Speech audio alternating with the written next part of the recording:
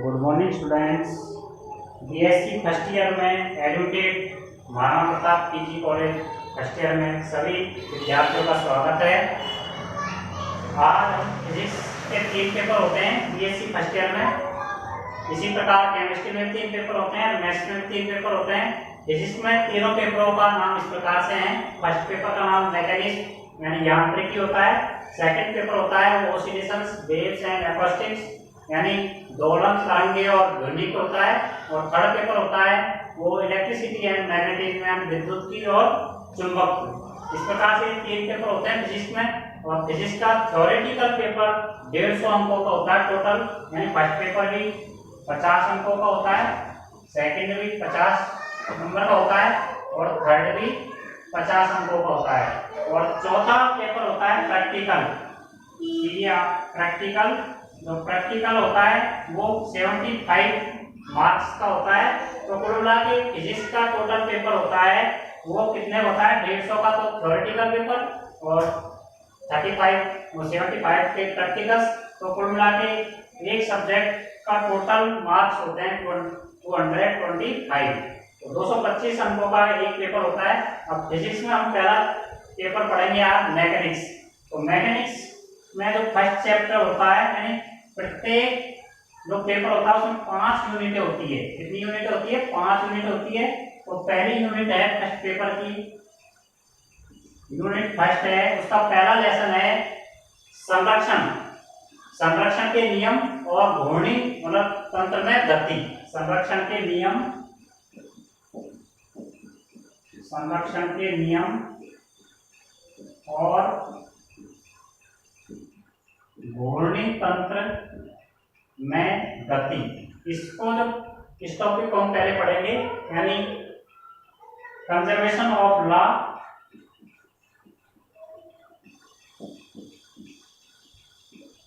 And घूर्णी तंत्र में गति। रोटेशन यानी motion in rotating fan, motion in rotating fan. ये फर्स्ट चैप्टर है। फर्स्ट चैप्टर में हम पढ़ेंगे संरक्षण के नियम कौन कौन से होते हैं और घूर्णी तंत्र में जो गति है वो किस प्रकार से होती है। तो इसके पढ़ने से पहले हम ये देखते हैं कि जो गति है, गति के बारे में पढ़ेंगे। तो जो गति के नियम है, गति के नियम, लॉ ऑफ मोशन, गति के नियम में सन 1687 में सर आइजैक न्यूटन था जो एक साइंटिस्ट थे। उन्होंने गति के नियम प्रतिपादित किए थे। इन गति के नियमों के आधार पे ही जो क्लासिकल मैकेनिक्स है यानी चित्त यांत्रिकी है वो इसी न्यूटन के गति के नियमों पर ही आधारित है। तो न्यूटन के गति के 3 नियम दिए थे। तो सबसे पहले हम प्रथम नियम को पढ़ते हैं। न्यूटन की गति का जो प्रथम नियम था, न्यूटन की गति का प्रथम नियम क्या था, जिसको हम जड़त्व का नियम भी कहते हैं। जड़त्व का नियम न्यूटन की गति का प्रथम नियम यानी जड़त्व का नियम है। इस नियम के अनुसार क्या था, यदि कोई वस्तु विरामावस्था में है या स्थिर अवस्था में है तो वह स्थिर अवस्था में ही बनी रहेगी, या फिर कोई वस्तु एक समान वेग से गति कर रही है तो वो उसी वेग से गति करती रहेगी जब तक कि उस पर कोई बाहरी बल उसकी अवस्था को परिवर्तित करने के लिए बाध्य नहीं किया जाए। यानी उस पर जब तक कोई एक्सटर्नल फोर्स नहीं लगाया जाएगा तब तक वो वस्तु स्थिर अवस्था में है तो स्थिर अवस्था में बनी रहेगी। यह एक समान वेग से गति कर रही है तो वो उसी समान वेग से गति करती रहेगी जब तक कि उस पर कोई बाहरी बल लगाकर उसकी स्थिति को चेंज करने के लिए बाध्य उस पर फोर्स नहीं किया जाए। तो ये प्रथम नियम होता है जड़त्व का नियम। फिर द्वितीय नियम आता है संवेग का नियम, या दूसरा नियम को हम संवेग का नियम बोलेंगे। दूसरा नियम होता है उसको संवेग का नियम या बल का नियम भी कहते हैं। दूसरा नियम क्या होता है उसको, तो दूसरा नियम पढ़ रहे हैं हम। दूसरा नियम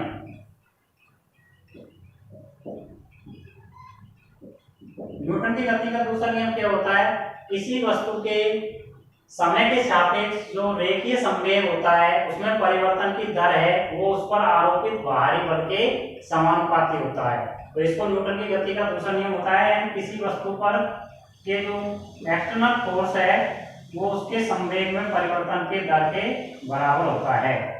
इसको हम न्यूटन की गति का द्वितीय नियम कहते हैं। किसी वस्तु में समय के सापेक्ष संवेग में रेखीय संवेग होता है, लीनियर मोमेंटम, उसमें समय के सापेक्ष जो परिवर्तन की दर है वो उस पर एक्सटर्नल फोर्स के प्रोपोर्शनल होती है। या फिर हम इसको ऐसे लिख सकते हैं, एफ एक्सटर्नल फोर्स बराबर समानुपाती चिन्ह को हटाया तो k dp बटे dt, जहां k क्या होता है, एक समानुपाती नियतांक है, जहां k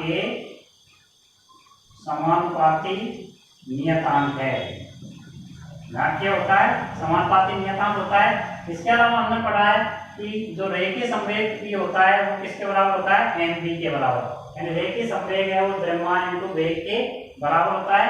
अब इसमें अगर हम समय के सापेक्ष परिवर्तन की दर करें dp बटे dt, तो इसको क्या लिख सकते हैं हम, m v2, यानी समय के साथ v2 माइनस v1 और इसके dt, यानी द्रव्यमान है वो तो एक नियत राशि होती है, और वेग में परिवर्तन को कैसे लिखेंगे, समय के सापेक्ष v2 माइनस v1 और बटे dt, और जो किसके बराबर होता है, संवेग में वेग में परिवर्तन किसके बराबर होती है, त्वरण के बराबर होती है, m a के बराबर होगा। तो अपन dp बटे dt की वैल्यू कितनी आ गई, ma, द्रव्यमान इनटू त्वरण। तो इस वैल्यू को हम dp बटे dt की जगह रख देंगे, तो हमारे पास क्या हो गया, एक्सटर्नल फोर्स बराबर क्या आ गया, k, और dp बटे dt की जगह क्या लिख देंगे हम, ma, जहाँ k बराबर क्या होता है, k का चयन सामान्यतः इस प्रकार किया जाता है कि जो विभिन्न प्रकार की राशि हैं उनके लिए k का चयन इस प्रकार किया जाता है कि इसका मान 1 हो जाए। तो हम क्या लिख सकते हैं, F एक्सटर्नल फोर्स बराबर k का मान 1 हो गया, तो ma, तो इसको ही हम न्यूटन की गति का द्वितीय नियम बोलते हैं, यानी F बराबर ma, जो बल की परिभाषा भी देता है। फिर है तीसरा नियम, न्यूटन की गति का तीसरा नियम। न्यूटन की गति का तीसरा नियम क्या होता है, यदि कोई दो वस्तुएं हैं वो परस्पर क्रियाएं कर रही है यानी इंटरेक्ट कर रही है, तो उन पर जो क्रियारत बल है यानी म्यूचुअल फोर्स है, वो एक दूसरे के बराबर और विपरीत होता है। यानी हम यूँ कह सकते हैं कि प्रत्येक क्रिया के बराबर एवं विपरीत प्रतिक्रिया होती है, इसी को ही न्यूटन की गति का तीसरा नियम कहते हैं। तो ये हमने न्यूटन की गति के तीनों नियमों का पढ़ा है। प्रथम नियम जो जड़त्व का नियम था, दूसरा नियम जो बल की परिभाषा को देता है, और तीसरा नियम होता है क्रिया एवं प्रतिक्रिया का नियम।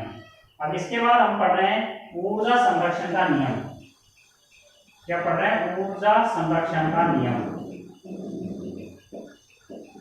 ऊर्जा संरक्षण का नियम, यानी conservation of energy, conservation of energy, यानी conservation law of energy, conservation law of energy, यानी ऊर्जा संरक्षण का नियम। तो ऊर्जा संरक्षण का नियम क्या होता है कि कोई भी निकाय सिस्टम होता है उसकी कुल ऊर्जा होती है वो नियत रहती है, यानी कांस्टेंट रहती है, अर्थात यानी ऊर्जा को न तो उत्पन्न किया जा सकता है न ही ऊर्जा को नष्ट किया जा सकता है, केवल ऊर्जा को एक रूप से दूसरे रूप में स्थानांतरण कर सकते हैं, यही ऊर्जा संरक्षण का नियम होता है। ऊर्जा के कई रूप होते हैं, जैसे स्थितिज ऊर्जा, गतिज ऊर्जा होती है, विकिरण ऊर्जा होती है, विद्युत चुंबकीय ऊर्जा होती है। तो ये अनेक रूप होते हैं ऊर्जा के, तो इनको केवल एक रूप से दूसरे रूप में परिवर्तित किया जाता है। यहाँ हम केवल यांत्रिक ऊर्जा का अध्ययन करेंगे, यांत्रिक ऊर्जा यानी मैकेनिक एनर्जी का अध्ययन करेंगे। ये दो प्रकार की होती है, एक तो होती है गतिज ऊर्जा काइनेटिक एनर्जी, और दूसरी होती है स्थितिज ऊर्जा, स्थितिज ऊर्जा। काइनेटिक एनर्जी तो क्या होती है, किसी वस्तु की जो गति के कारण जो एनर्जी पाई जाती है वो काइनेटिक एनर्जी होती है। एंड स्थितिज ऊर्जा जो किसी वस्तु के अभिविन्यास एंड ओरिएंटेशन के कारण जो ऊर्जा होती है वो उसकी स्थितिज ऊर्जा होती है। तो गतिज ऊर्जा और स्थितिज ऊर्जा का योग है वो क्या होता है, नियत होता है। क्या होता है, गतिज ऊर्जा प्लस स्थितिज ऊर्जा का योग क्या होता है, नियत होता है। क्या होता है, नियत होता है। अगर हम इसके डिफरेंशियल करें तो इसको कैसे लिख सकते हैं अपन, डेल के प्लस डेल यू बराबर क्या आ जाएगा, 0। अगर इसका अपकलन करेंगे तो क्या हो गया, डेल स्थितिज ऊर्जा में परिवर्तन प्लस गतिज ऊर्जा में परिवर्तन बराबर 0। या फिर हम इसको ऐसे लिख सकते हैं, डेल के बराबर इसका पक्षांतर करेंगे तो इधर आ गया तो माइनस क्या हो जाएगा, डेल यू, या फिर इसको इधर की तरफ रहने देंगे डेल यू बराबर माइनस डेल के। इन समीकरणों के आधार पर हम ये कह सकते हैं कि कोई भी निकाय या वस्तु होती है उसकी गतिज ऊर्जा में वृद्धि होती है, वो उसकी स्थितिज ऊर्जा में कमी के बराबर होती है। या फिर यूं कह सकते हैं किसी वस्तु की स्थितिज ऊर्जा में वृद्धि होती है, वो उसकी गतिज ऊर्जा में ह्रास यानी कमी के बराबर होता है। तो ये स्थिति हमने ऊर्जा संरक्षण का नियम पढ़ा है। अब हम पढ़ते हैं कार्य ऊर्जा प्रमेय। इसी के आधार पर कार्य ऊर्जा प्रमेय होती है जो हम पहले पढ़ चुके थे। कार्य ऊर्जा प्रमेय, कार्य ऊर्जा प्रमेय यानी वर्क एनर्जी थ्योरम। कार्य ऊर्जा प्रमेय क्या होती है, ये हम पहले पढ़ते थे कि किसी भी वस्तु की गतिज ऊर्जा में परिवर्तन होता है, वो उस वस्तु पर कार्य सभी बलों के परिणामी बलों द्वारा किए गए कार्य के बराबर होता है।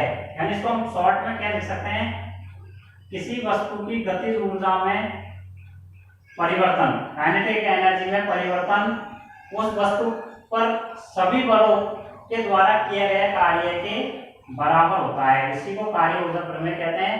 इसको व्युत्पन्न करने आया हमको कार्य ऊर्जा प्रमेय को, तो हमने न्यूटन के गति के द्वितीय नियम के अनुसार क्या होता है पढ़ा है कि किसी वस्तु के रेखीय संवेग में परिवर्तन की दर है वो उस पर आरोपित बल के बराबर होती है। यानी dp बटे dt बराबर f, रेखीय संवेग में परिवर्तन की दर आरोपित बल के बराबर होती है।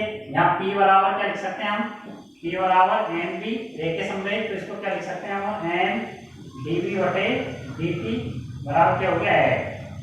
अब ये समीकरण है, इसका dx के सापेक्ष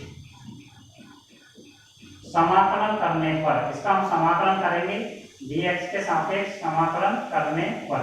इस समीकरण का dx के सापेक्ष समाकलन करेंगे, हम इसको कैसे लिख सकते हैं, m इंटीग्रेशन 1 से 2 dv बटे dt डॉट dx बराबर इंटीग्रेशन 1 से 2 f डॉट dx। यानी इस इक्वेशन का हमने dx के सापेक्ष समाकलन करा है।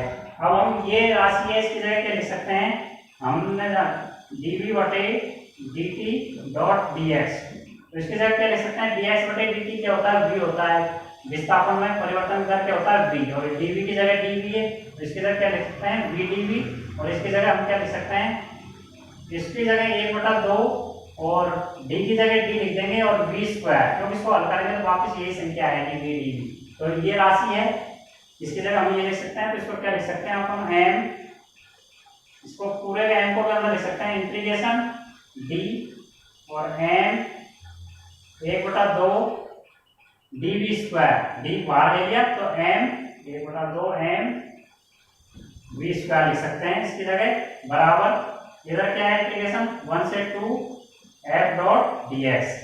अब हमने इसको अवकलन का समाकलन करेंगे और लिमिट 1 से 2 है, 1 से 2 तो पहले upper limit minus lower limit, तो इसको क्या लिख सकते हैं अपन 1/2 m v2 square minus 1/2 m v1 square बराबर बल इंटू विस्थापन किसके बराबर होता है, कार्य के बराबर, तो क्या लिख सकते हैं इसको w। अब ये क्या हो गया, गतिज ऊर्जा में परिवर्तन हो गया, अपर गतिज ऊर्जा माइनस लोअर गतिज ऊर्जा, तो इसकी जगह क्या लिख सकते हैं अपन डेल k बराबर w, तो यही कार्य ऊर्जा प्रमेय है। इसको हिंदी में कैसे बोलेंगे, किसी वस्तु की गतिज ऊर्जा में परिवर्तन उस वस्तु पर कार्यरत सभी बलों द्वारा परिणामी बल के द्वारा किया गया कार्य के बराबर होता है, यही कार्य ऊर्जा प्रमेय होती है। अब लाइन में हम रेखीय संवेग संरक्षण के नियम को और पढ़ते हैं। संवेग संरक्षण का नियम क्या होता है, संवेग संरक्षण का नियम को पढ़ते हैं। संवेग संरक्षण के नियम में क्या होता है इसके बारे में और पढ़ते हैं। संवेग संरक्षण का नियम, संवेग संरक्षण का नियम यानी कंजर्वेशन लॉ ऑफ मोमेंटम, संवेग संरक्षण का नियम। संवेग संरक्षण का नियम क्या होता है, यदि किसी वस्तु पर कोई बाहरी बल कार्यरत नहीं है तो उस वस्तु का रेखीय संवेग नियत रहता है, यही रेखीय संवेग संरक्षण का नियम है। तो इसको हम न्यूटन की गति के द्वितीय नियम से प्राप्त करते हैं। न्यूटन की गति का द्वितीय नियम क्या होता है, dp बटे डी टी, यानी रे के संवेग में परिवर्तन के द्वारा वो आरोपित बल के बराबर होता है। यहाँ P बराबर क्या होता है, यहाँ P बराबर क्या होता है, एम बी। P बराबर क्या होता है, रे के संवेग। अब इसको अगर हम संवेग है P, इसको द्रव्यमान केंद्र के लिए ले लें, यानी ये कणों का समूह है, माना कि कणों का समूह है, तो इसको इस तरह से लिख सकते हैं हम डी पी सी एम बटे डी टी बराबर क्या लिख सकते हैं, है। जहाँ पी सी एम क्या है, बहुत से कणों का जो द्रव्यमान मतलब संवेग है उसका क्या है, द्रव्यमान केंद्र का संवेग है। इसकी जगह हम पीसीएम है, इसकी जगह क्या लिख सकते हैं हम, एम बीसीएम। क्या हो जाएगा, एम बीसीएम हो जाएगा। जहाँ बीसीएम क्या होता है, बहुत से कणों का जो रेखीय संवेग है उसका द्रव्यमान केंद्र होता है। द्रव्यमान केंद्र का क्या है, रेखीय संवेग है। तो इसकी जगह हम क्या लिख सकते हैं, एम डी बीसीएम बटे डी टी बराबर क्या होता है, इस तरह से लिख सकते हैं। जहां एम वीसीएम बराबर क्या है, m1 v1 plus m2 v2 plus dot dot, इस तरह से इसकी वैल्यू होती है।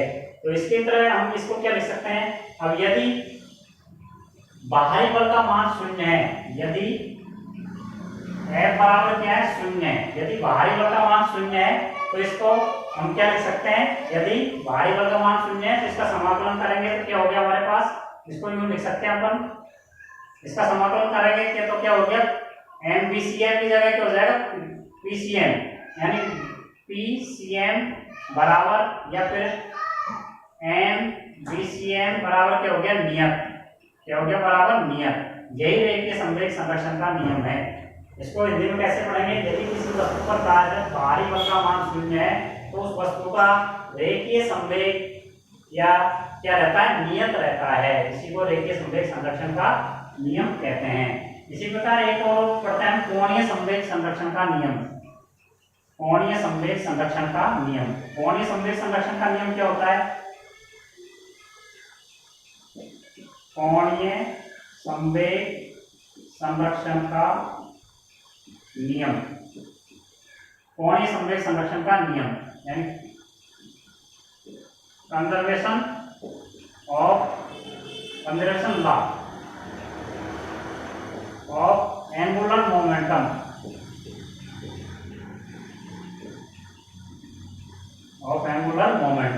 कोणीय संवेग संरक्षण का नियम यानी संवेग, कोणीय संवेग संरक्षण के अनुसार क्या होता है, कोणीय संवेग संरक्षण, कोणीय संवेग होता है L, वो r वेक्टर इनटू किसके बराबर होता है, p वेक्टर। यानी कोणीय संवेग है वो r vector cross p vector के बराबर होता है।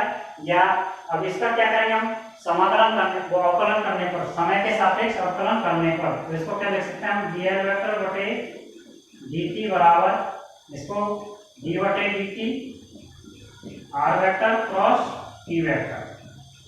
इसको अवकलन करेंगे तो पहले इसके साथ कर देंगे, इसको क्या लिख सकते हैं हम, dr वेक्टर बटे dt क्रॉस p की जगह क्या लिख सकते हैं, m d वेक्टर, क्यों, संवेग p बराबर m d होता है, प्लस अगली बार इसको ऐसे लेंगे और इसके सापेक्ष अवकलन कर देंगे, r vector cross dp vector बटे dt, और p वेक्टर की जगह क्या लिख देंगे, m d, क्या लिख सकते हैं, m d लिख सकते हैं हम, p वेक्टर की जगह क्या लिख सकते हैं, m d।